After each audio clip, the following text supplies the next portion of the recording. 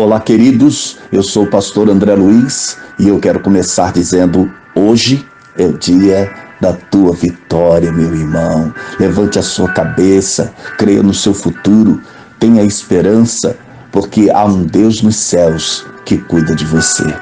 Queridos, estamos em Ezequiel 41 e você não pode perder de ficar comigo até o final, porque Deus vai falar muito conosco. Então, fique comigo até o final e compartilhe essa mensagem para que outras vidas também tenham a mesma oportunidade de serem abençoados pela palavra de Deus. Se você não é inscrito neste canal, eu te convido a inscrever-se e ativar o sininho para que você possa receber uma notificação como essa a cada manhã quando colocarmos aqui uma nova mensagem. E se você apertar no joinha, você manda uma mensagem para esta plataforma informando que esta mensagem é relevante e ela por si só também vai entregar a mais pessoas. E assim expandimos o reino de Deus. Vamos à leitura da palavra do Senhor.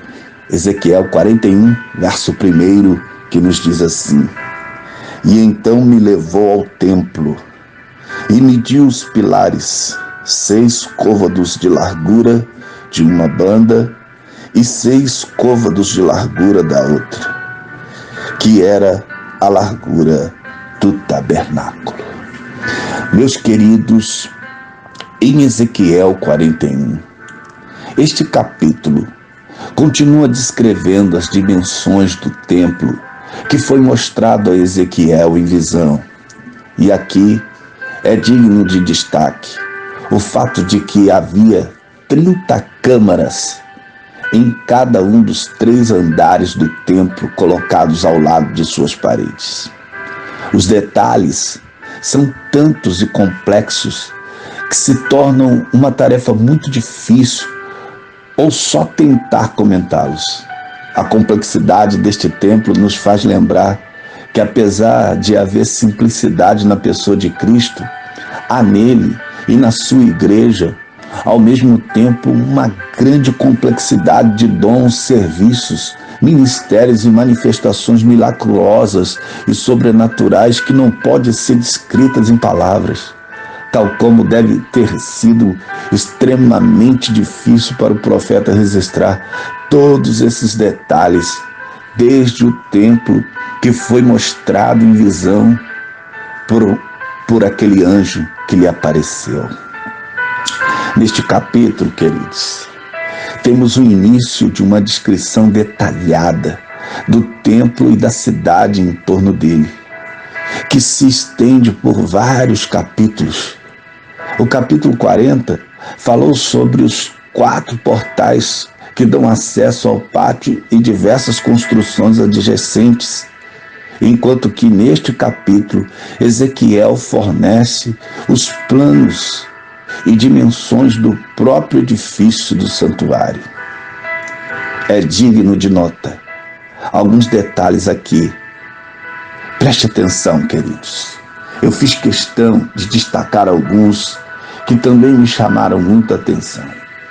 Ele é levado ao templo e o termo aqui designa o lugar santo. Ele não está falando das dimensões do pátio, mas especificamente do lugar santo. Aqui, outro ponto que me chama a atenção são os pilares. Ficavam nos 2 lados da entrada e tinham 6 côvados, aproximadamente 3 metros de espessura, como os muros que cercavam. Então aqueles pilares também tinham a mesma espessura dos muros. Um terceiro ponto que achei muito interessante é quando é descrito aqui que ele penetrou, que ele, quer dizer, ele entra além, para o Santo dos Santos. O profeta não foi levado junto. É interessante notar isso.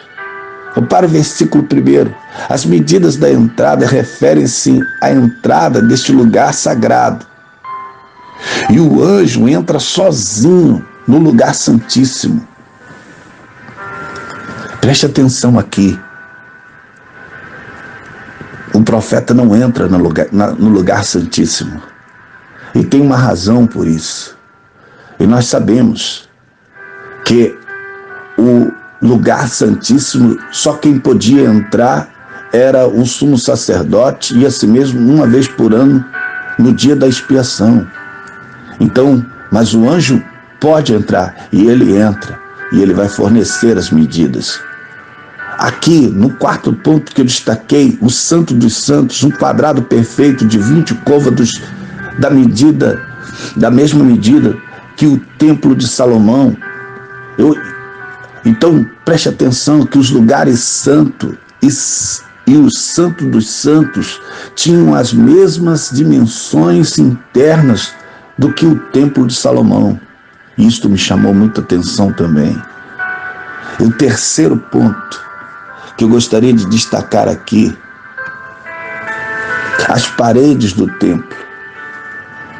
A espessura aqui dada de 3 metros é a mesma de que há no muro, no átrio exterior. Essa espessura, ela está de acordo com as grandes proporções da antiga arquitetura oriental. Então isto obedece a um padrão de construção. Olha como é interessante tudo isso. O sexto ponto que eu quero destacar aqui, entre outros que não vou destacar, mas eu achei muito interessante e quero destacar aqui aos irmãos, são as palmeiras. Estas árvores sobrepujam, queridos, as demais em longevidade, e elas são as únicas que aparecem aqui como enfeite no templo. E por que? Alguém pode perguntar. Porque estas árvores, queridos, elas sobrepujam as demais árvores em longevidade, em utilidade, em altura, em retidão, em beleza. Preste atenção nessa riqueza de detalhe, primando pelo seu poder de tirar o alimento do deserto árido e de alimentarem em seu turno os viajantes esgotados da viagem.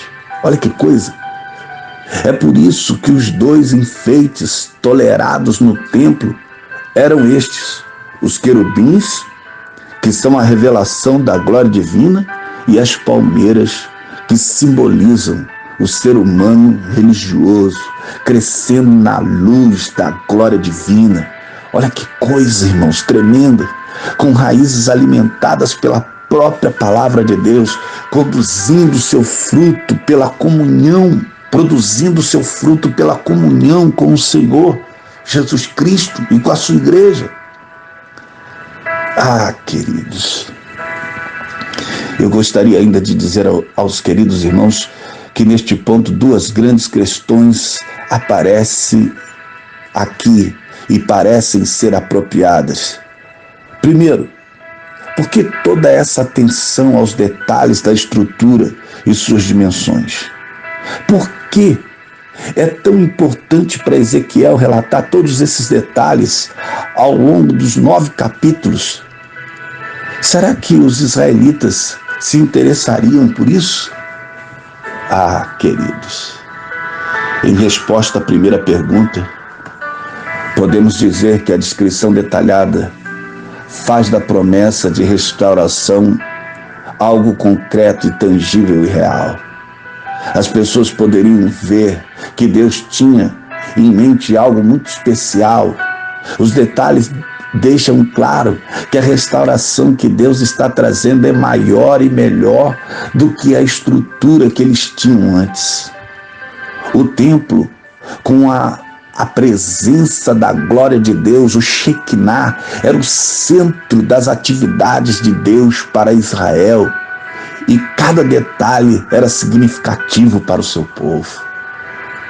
A segunda pergunta é mais difícil de responder, tendo em vista que a descrição dada aqui não parece ter sido literalmente cumprida. Como devemos interpretar esses capítulos? Como deveremos, então, entender isso? Muitas respostas diferentes foram dadas. Aqui eu prefiro, tem duas partes. Em primeiro lugar, Deus restaurou Israel na esperança de que isso levasse à renovação e o renascimento espiritual e fidelidade a Deus. Mas Israel não respondeu como Deus desejava. Preste atenção que o homem por si só ele não pode salvar-se. Ele precisa de um Salvador. Em segundo lugar, mesmo que Israel tenha falhado, estão incorporados nesta visão princípios e detalhes que fazem parte da restauração final do povo de Deus. E essa é a razão por que encontramos no livro do Apocalipse tantas citações e referências ao livro de Ezequiel. Isso é importante para nós, porque Deus executará o seu plano de estabelecer novos céus e uma nova terra e uma nova Jerusalém, independentemente de quantos homens e mulheres respondam a Ele, ao seu chamado.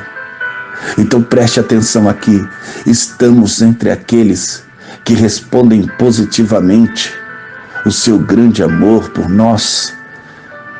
Oh, queridos, glorifique a Deus comigo nesta manhã.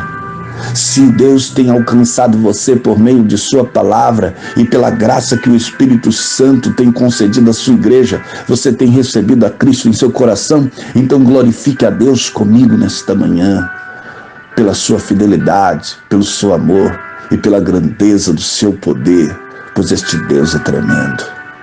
Eu quero te convidar nesta manhã a orar comigo. Ore e vamos juntos invocar a presença deste Deus, querido e eterno Deus, Deus dos céus e da terra, Deus que domina sobre todos os homens e sobre todos os reinos. Pai, eu te glorifico nesta manhã pela sua grandeza, pelo seu poder e pela sua fidelidade. Pai, fica conosco, nos dê um dia abençoado, guarda a nossa entrada e a nossa saída, ó Deus, e faz, Senhor, se cumprir em nós a tua vontade. Esta é a oração do teu servo nesta manhã, em nome de Jesus. Amém. Queridos, eu vou ficando por aqui, mas eu quero declarar sobre a tua vida. Deus abençoe a tua casa. Deus abençoe a tua família. Deus abençoe a tua vida, em nome de Jesus. Amém.